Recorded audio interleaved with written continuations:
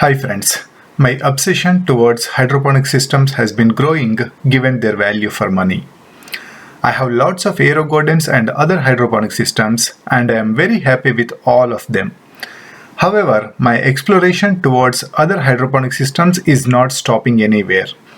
So here is another inexpensive hydroponic system called Ahopegarden. Let's see how it looks like and what are all the accessories it came with. First things first, a manual and a quick guide. Here comes the hydroponic system. Wow, it is so cute and compact. Here is the grow deck. It's a single piece and it supports 8 pods. Next, pod baskets. 8 of these. Then the sponges. The pod baskets and sponges are standard across many hydroponic systems. Next, few domes, 4 hole covers to cover the unused holes, a backup cover for drain hole, 2 plant tags, and a little tweezer. Then the power adapter that works in both US and Canada. Next up is the nutrition. It comes with 2-part dry nutrients. We need to fill these bottles with water, dissolve the nutrients, and use them as needed. I am not a big fan of this nutrition.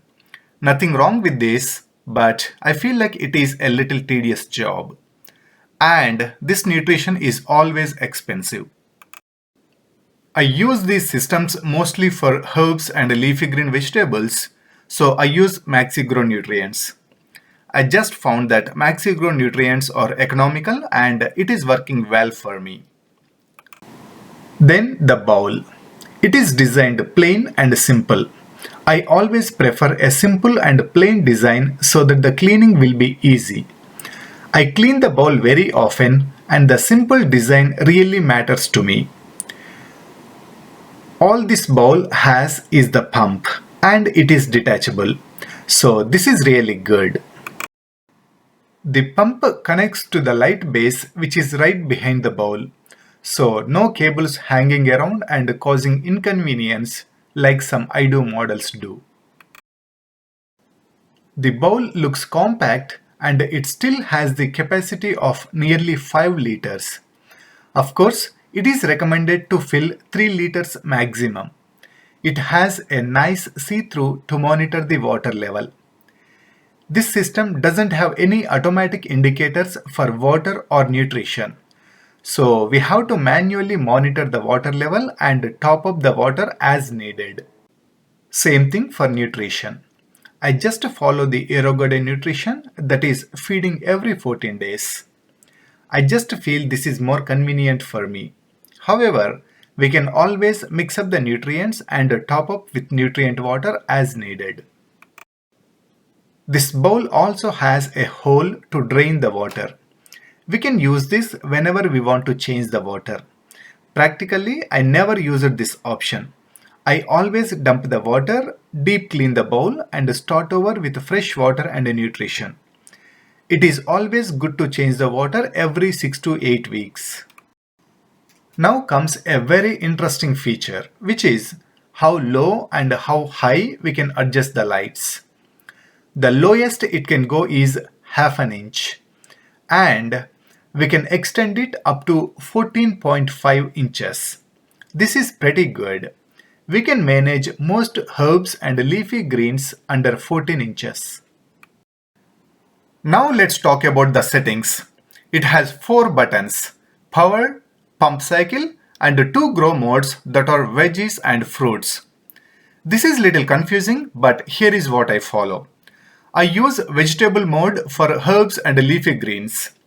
For fruiting plants like tomatoes, I will start with veg mode and switch to fruits mode once the plants started blooming. Coming to the specifications, I don't see the light wattage mentioned anywhere in the manual or in the product description on Amazon. Anyways, I measure the performance by usage instead of relying on the specs.